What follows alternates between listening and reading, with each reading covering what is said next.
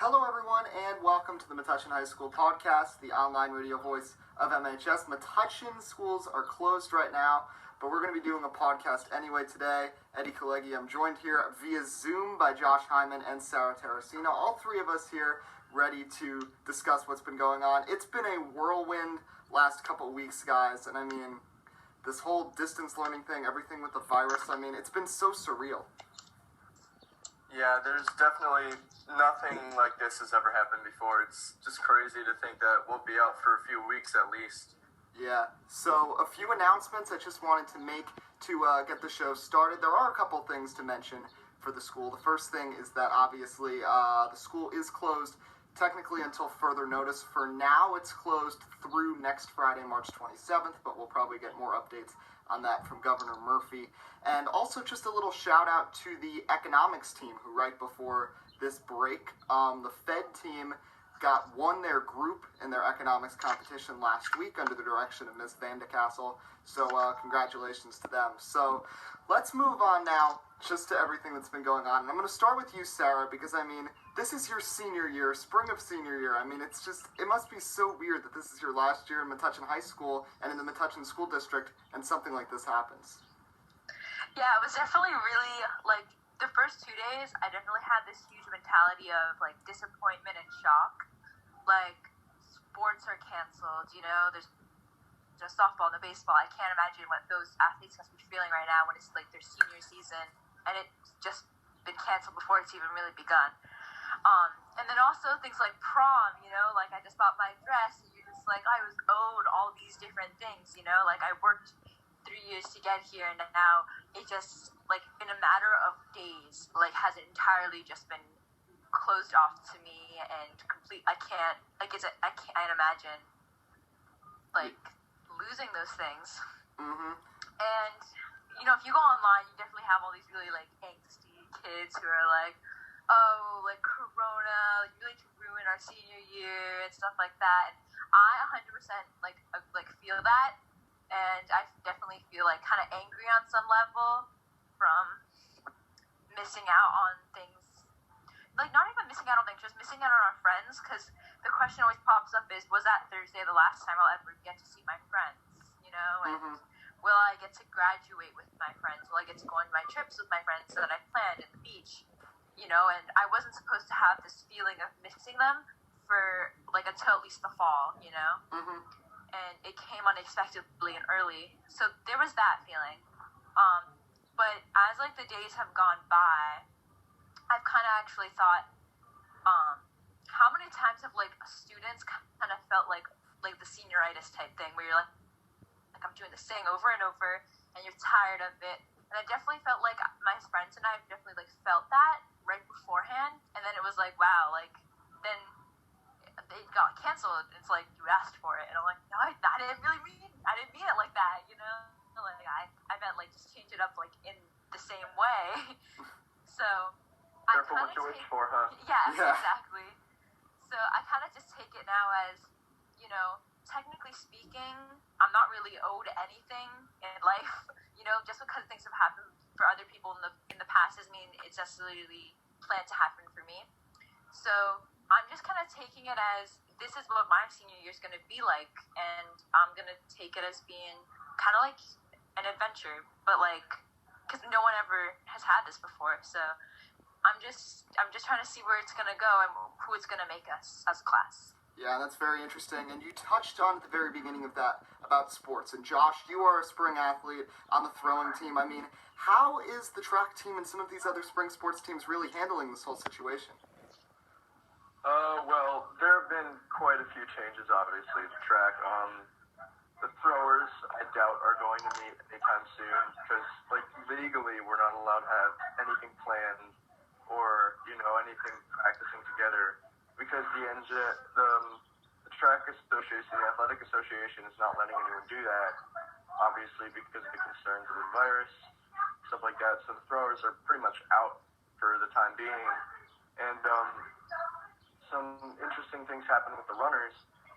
Mr. Holler, he obviously put out workouts for people to do during the break and during the school closure. But since the case in Metuchen came around, he's he's really had to like rework everything. He sent out a notice saying that, first of all, kids should not be doing this with others. Usually when we have breaks, kids will meet together usually at the high school and do their exercises and stuff like that, because, you want to do it together with your friends. But Coach Holleran, he told all of the runners to do their workouts on their own. And then a few days after that, he sent out another announcement saying you should only be going on runs, you should only be going outside at your parents' discretion. So this is a huge change from, the Coach Holleran's policies and stuff like that, because usually he's rain or shine, you run, you don't, no excuses. But now we're really seeing the effect of this, and it's pretty crazy to think that even Coach Holleran, who usually does not change due to stuff like this, is now pretty much forced to make accommodations. And at this point, the NJSIAA says that they are trying to see if there's some way they can do some sort of an abbreviated spring season for sports, but obviously a lot can change with the virus and everything in the next few weeks, so we don't have any confirmations with that. So now we are into day 4 of online learning. I'll start with you, Sarah. How has the switch to distance learning been for you? I would say that now that I've gotten the hang of it, it's starting to be successful. At the beginning of the week, I was so overwhelmed by seeing the week's work at once that I kind of froze, and so I wasn't really productive. But today, especially, I'm realizing that certain classes, like physics and math and things, and stats, I'm totally fine homeschooling myself. I'm probably doing better in my physics class now than I did when I was in actual school, because I'm not distracted by my friends and things, But then other classes where the teacher is more into a theatrical performance of learning, like Mr. Murray, when he teaches, you know what I mean? It's a fun time, So it's kind of sad because it's you miss those moments in your learning that make it so fun instead of so cut and dry. But I'm getting better at time management personally. So. And how about you? How about you, Josh? How's it been going so far with online learning? Yeah, like Sarah said, I have to learn how to be a lot more self-sufficient, because I'm definitely the type of person that get distracted easily. I'm a procrastinator, stuff like that. So I think this is definitely gonna have to make me, this is definitely gonna whip me into shape into being able to get things done on my own, manage my time, dedicate myself a few hours a day to schooling. And that's probably the hardest part. It's just when you're in school, you're there for 6 hours, but you have nothing else to do. There's no distraction. There aren't any other things you can do really. But at home, you could go watch 6 hours of TV if you want to. And I think that's the hardest thing, is resisting that temptation to just do nothing. And you have to dedicate the time to getting your work done, or else you will fall behind, because these teachers are expecting you to do the same amount of work as you would if you were in school. So for me, it was kind of nice at first, because I thought, oh, that's cool, I'll get a little break from school and just relax a bit, not do the work. But now I'm starting to realize that it's a long-term thing, and it's not just a break from school. This is school now. So it's been kind of weird for me having to transition from to doing it all on my own. So I don't know, but hopefully after all this passes, I'll be a bit better at time management and not procrastinating as much. Yeah, and there's something about everybody's been saying with the situation at hand, trying to find the positives, and being, Josh, me and you are juniors, and Sarah, you're a senior, we're not far away from college, and I personally think right now at this point, having this sort of hyper-independence with your work, you mentioned both of you, maybe this will help you out with time management, this could really be a really good precursor to college when you have to be more independent with your work, and really you're getting a preparation for that kind of situation, and overall, maybe this could be beneficial in a way. Definitely. My mom's actually saying that after this, some people will probably start to demand to work from home, because so many different people from different industries are getting the chance to. So I think a lot's going to change after this is all over, for sure.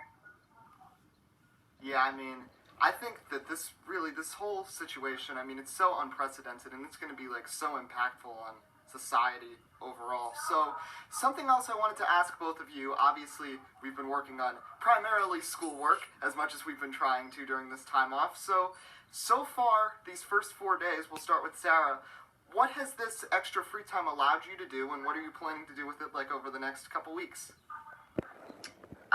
For me personally, I've gotten to do things that I've put off for a long time, so I definitely feel like more calm about approaching like my subjects and things. So when I'm done with those things, I watch movies with my family, which is nice. And then I've been practicing my instrument more, not just for school, but just in general. Like my violin, I've been practicing that a lot more, and like listening to more like music, because I can't listen to music when I study; it distracts me. So when I finish, then I get to listen to more music, go on walks more and hikes and things. I went on a hike with my family. And yeah, that's like pretty much it. Normally, if I had more time, I would do community service, but that's kind of out of the question right now. There's not really much of a community to serve right now. Oh yeah, it's just like my service is to like stay away. So, but yeah, I guess in the future, what I plan to do more is, I mean, I'm Christian, so I guess I want to try and read the Bible more. That's kind of something you have to like sit down and like set like time aside for. So that's something I'm definitely going to dedicate more time, especially as like Easter's coming. Even though I don't know if we're going to be able to even go to Easter Mass, which is kind of crazy.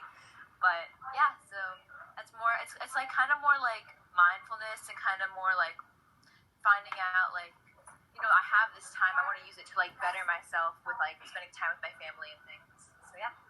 Josh, how about you? Well, first of all, I think my dog is super pumped to have everyone home because, we're leaving. Yeah, she's very happy about having all of us here with her, and she definitely is enjoying all of her time. But pretty much like Sarah said, it's helping me relax a bit more.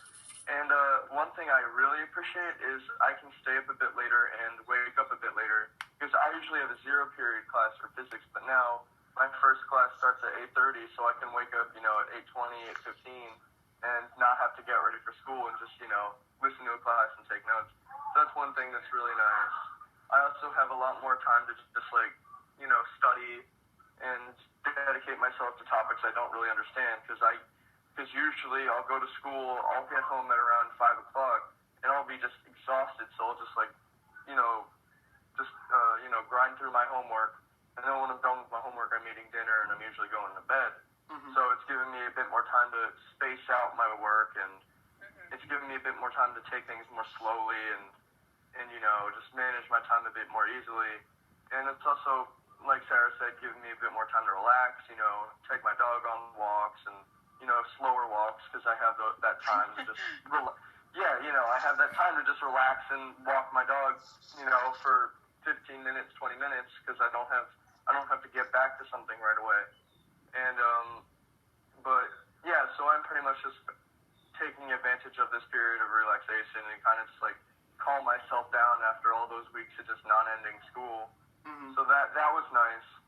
But like something I'm concerned about, like Sarah said, she might not be able to go to Easter Mass. I might not be able to go to my Passover Seder because I usually have it at my grandparents' house. And they're saying, don't visit your grandparents, don't visit with your family too closely. And in Passover there's a lot of sharing food and stuff like that, so that might not happen. We might have to figure out something else, maybe do video call or just not have it all together. Zoom Seder meal. Yeah, try to find the afikomen, and I pan my camera around my house for the kids to like turn it out. And you mentioned these video calls like we're doing right now, and that's something else, another positive that you can really see from this is that school can continue. Because if something like this happened, 20, 30 years ago, I mean, people would be out of school, we'd have to go back to school in the summer, but thanks to the technology that we have now, we're using technology in a good way. There's always people who say, you got to use technology the right way. Well, it's being used in the right way right now in terms of education, because we're able to continue with our studies at this point, and that's really allowing us to, try to keep some normalcy in a way in our lives while this whole thing is going down. Yeah, definitely. I think I think a lot of people are kind of upset that we would still have to do school, so to speak, But then on the flip side, it's like, if we didn't do this now, we'd probably have to go to school in the sweltering heat of July. So, I think a positive is like... I mean, that's like you learn everything. Exactly.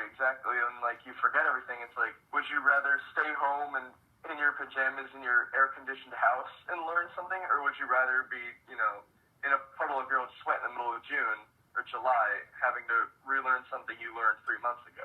So... Yeah. So, another thing that I wanted to touch upon is, just along the whole lines of nationally, there's been a lot of people who have been hesitant to maybe listen to the standards that have been coming from their state and from the federal governments about, how to respond to the coronavirus. There's been reports of, college kids having fun on spring break, in Miami that have been saying, oh, we're not going to just shelter in place. We've been planning for a couple months this trip and everything. Like, it's almost like people have been trained in a way, being in America, that there's like a total immunity to any sort of like massive problem, not just a disease or anything like this pandemic we have right now, but just overall problems that are overstretching, that everything just has to stop. And I think that's part of the reason why there have been people who have been really rebellious in a way in terms of actually following the guidelines that they're receiving. Yeah, definitely that, and also a combination of people just don't like being told what to do. Because it's like, if you tell somebody, hey, stay in your house and don't go out in this nice weather, people aren't going to want to stay home. They're going to want to go out in the nice weather. Plus, like, airline tickets and plane tickets and stuff like that are at an all-time low, and there are no lines at airports, so people think it's really tempting to, jump on a plane and go somewhere. But I don't think people realize the reason why nobody's going on airlines is because it's dangerous right now. And people are just, it could be so easy to contain this outbreak if everyone just works together and stays home. But people are just willingly breaking containment and not following the rules, and they're putting themselves and others at risk. And it's very frustrating and very dangerous for pretty much everyone around the world. Yeah, I would say that if I were to like compare it, like our generation, this is kind of like the first big thing that's been asked of us. And if I think about it, like our grandparents were asked to go fight in a world war. Some of our grandparents were really asked to like be enlisted and be drafted into fighting overseas and risking their lives. But we're really just asked to stay home. And I'm not saying that it's easy, because it definitely has a mental toll. But it's like, every generation has a time where they need to step up, and this is ours. So for those who are like think it's like fun to like break the law and like I'm immune, like it doesn't matter for me. Like really, you have to consider like it's not about you right now. So yeah, period. Like it's not about you. Well, that's a good way to end it, because that's one of the key points of this. You might not think you're going to get infected. You might think you're immune, but they've said in many ways, older generations, people with pre-existing health conditions, they're the ones at risk. You could be positive for coronavirus and not know that you have it and easily transmit it to an elder, and you certainly wouldn't want to do that. So that's part of the underlying issue as well. And why the important things, number one, stay home, follow your guidelines that you're receiving from the state, federal, local governments. Wash your hands, continue with the hand washing, and of course social distancing. That new word of the year here in 2020. Try to keep the 6-foot distance away from other people. Now I have an excuse to not interact with people. Thank you, virus. And yeah, so that's the important part right now. And the other thing is just to try to stay positive, try to maintain some sort of normalcy in your life. And that's what we're trying to do here with this edition of the podcast today. We thank everybody who tuned into today's edition of the podcast. Josh Hyman, Sarah Torresina, thanks for coming on today, and good luck with everything else going on here with distance learning. Thanks, Eddie. All right, so that's going to wrap things up for Josh and Sarah. I'm Eddie Kalegi. This is the Metuchen High School Podcast, the online radio voice of MHS. We'll see you next time.